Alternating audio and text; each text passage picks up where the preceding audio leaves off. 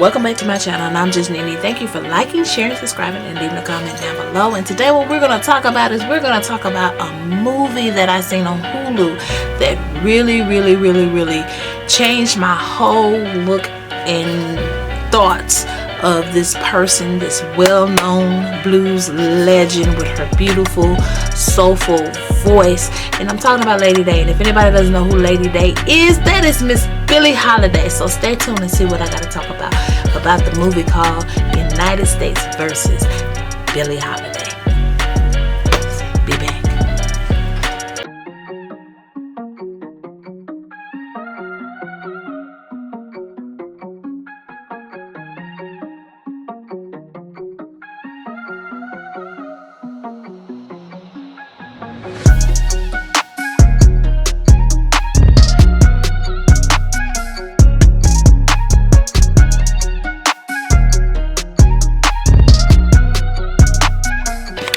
Okay, my guys, like I said, thank you again for liking, sharing, subscribing, and welcome back. What we're going to talk about today is the United States versus Billie Holiday, the movie that is lit on fire, being talked about on Hulu. What y'all didn't realize is Lady Day was a pioneer. The things that were written about her were pretty much not all completely true. And this movie gives a look at what she really did for us, as far as why was the government after her so much, or they didn't want her to sing the song that haunts people to this day, which is Strange Fruit. If you listen to the lyrics, it'll just make you where you will feel like, you know what, even though this was going on back then, I still see this going on here and now. And it makes you go like, whoa, wait a minute. Pretty much from what I got to understanding is, yes, Miss Holiday was had a thing for heroin. She was a drug addict, but she kicked the habit. But some of the things that was being portrayed was showing were people that she loved, that she trusted, or she thought had her best interest, didn't have her best interest. They would try to set her up because the government would come to her or come to these people and say, hey, we need to catch her on another heroin charge. We need you to plant this. We need you to plant this on her, whatever. And one of them was a so-called, I don't know if it was her husband or her boyfriend or who it was, but the way in the scene that it showed is they were sitting up talking and everything, and he said, baby, come here. And she came, and he was trying to show her, give her a gift. But while he was trying to give her a gift, he was also trying to plant some heroin in her robe, and she caught on to it. And just as that was going down, guess what? Here come the feds coming in there, trying to arrest her and say that she had a claim that she had heroin on her, when she didn't.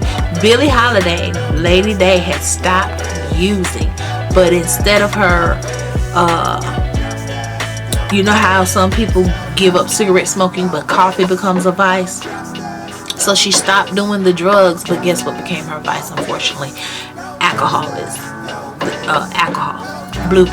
Alcohol became her vice.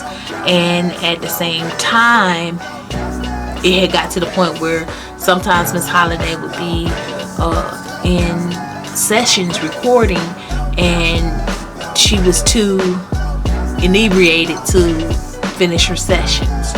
But that doesn't mean that she was a bad person. Everybody has their vices. Everybody has their issues. The thing about it with this movie, it opened up my eyes and it made me see, because this woman was singing a song about what was currently going on, about people being hung and their bodies caught on fire and everything. And the government just did not want to hear it. They didn't want to hear it. They didn't want her to sing it. There would be times where she would be standing in a club or wherever she was about to perform, and there would be police officers lined up waiting for her to even start the first note of that song, Strange Fruit. And as soon as they heard that first note of that song, guess what ended up happening? They ended up picking her up and taking her in and arresting her. Now, the thing about that is this: we're supposed to have the freedom of speech, alright? An artist is supposed to have their freedom of speech. I'm sorry, y'all, I'm fixing my earring. An artist is supposed to have the freedom of speech to be able to express themselves or whatever. But you got to realize back then, it got to the point where they even she ended up doing a year in jail, and they took her cabaret license. So in the state of New York, she could not perform in New York. She had to go to the surrounding states, New Jersey or whatever, to perform, because she didn't have her cabaret license. And so she ended up having some nightclub owners or whatever that would find a way to finagle or to get around for her to perform without her getting arrested and all kind of things. Now, Carnegie Hall was her biggest comeback for her. You know, the cute thing about this is that it talks about how the FBI was after her, but in order to get her, they ended up using a lot of black FBI agents, and you know, they would come in and whatever, but I'm not going to give the full details of it, because that one part about that is something that just really going to have you like, are you serious? They would always use one of us to hunt or to report back on one of our own, which I think is just wrong, but it happened back in the day. Because you got to remember, what shocked me at the end is when they posted that in 1937 they tried to present or get past a lynching law. Well, guess what? It didn't get passed. And still to this day, in 2020, they were trying to pass the Emmett Till one. Guess what? It didn't get passed. So our government has a way of, and y'all know I'm a veteran, I have no problems. But sometimes our government, if we go back and look at history, has a way of going back and hiding things and covering things up, or doing conspiracy theories towards people, and I'm not going to get deep into that and stuff. But what really blew my mind was this, is that Miss Lady Day, Billie Holiday, she would insist on singing that song, even though she knew the consequences of what was going to happen to her. She felt that that song needed to be out there. It needed to be said. It needed to be told. The story needed to be told. And guess what? She told the story. She sung her story. Now, the part that really got me with this movie was at the end, because y'all know Miss Holiday died at the age of 44. She died from cirrhosis of the liver and heart disease. People don't realize 44 is really young for someone to die. But she passed at 44.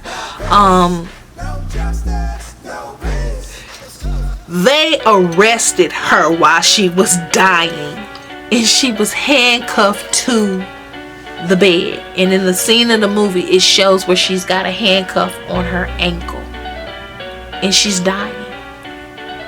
And they said that she had, guess what? Heroin on her. This lady is been in the hospital, dying from heart disease and cirrhosis of the liver. You telling me that she's got time to shoot up on a needle and do heroin? The guy, the head FBI agent, did not retire until he was 70. And he just insisted that Strange Fruit should not be played. Now, the young lady that played Billie Holiday was Andrea Day. I cannot complain. She favored her. She had, they said she dropped 39 pounds to fit the role, because y'all gotta realize the real Billie Holiday was only 5'5", so she was a tiny woman with a big voice. And 5'5" is, you know, no offense towards anybody that's 5'5", they swear they tall, but they're not.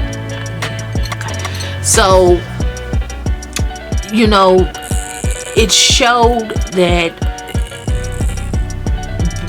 Lady Day, even though she had her dragons and she had what she had going on, Lady Day still pioneered on and pushed forward to have her song Strange Fruit heard.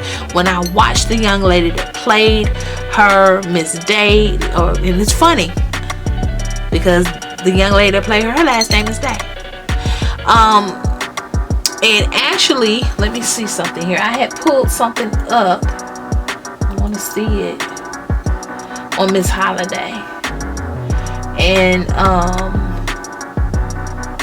she was born Eleanora. Hold on, I had it. And I do apologize, y'all. And she was a beautiful woman. She really was. She just had, and she loved dogs. She loved fur babies. But but I'm gonna go ahead and say is that they said Andrea Day, portraying Billie Holiday's signature voice and power, she really invoked her power, her everything.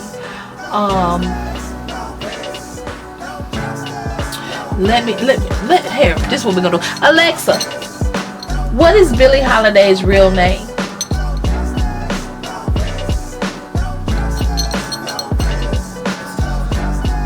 Now she wanna act like she don't wanna answer. Alexa.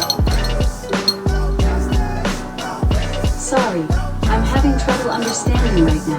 Oh. Please try a little later. She said she having a little blooper.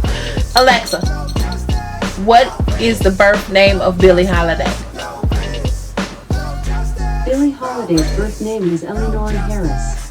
She was born on April 7, 1915 in Philadelphia, Pennsylvania, United States, in Philadelphia, Pennsylvania, in the United States. I didn't need Alexa to ask me all of that. Okay? But what I'm going to say is if you haven't seen this movie, The United States versus Billie Holiday, I suggest that you see it. It's an eye-opener. That lady was not a drug addict. That lady just fell upon some bad times. But when she passed, she did not pass as being a drug addict. Because they did not want that song to be sung and heard, they tried to shut her down. And it really just shocked me how far back then and even now the government will do what they need to do to silence you. So yes, this is in March, but I felt that I needed to talk about it in my month, my birth month. Namaste, rest in heaven. Miss Holiday, thank you for such beautiful music you gave us. Thank you for the song Strange Fruit. People need to listen to it. And I thank you guys for listening to this. And hopefully you'll feel how I feel afterwards. And the thing about it is that not only did the government want to shut her down, but the funny thing about it is that a lot of other people of other races wanted to hear her sing this song, but not the government. And I'm talking about black, white, brown, whatever. And even when she wanted to perform, she always wanted to integrate the races to sit together and as she performed. So again, namaste to Miss Lady Day, Miss Billie Holiday. Thank you for leaving us with such beautiful music. That song still lives. That that the government tried to shut down. Thank you. Lee Daniels really did his thing in this, and so did Andrea Day.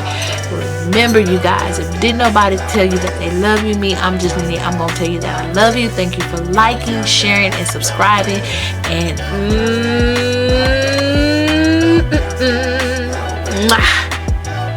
okay.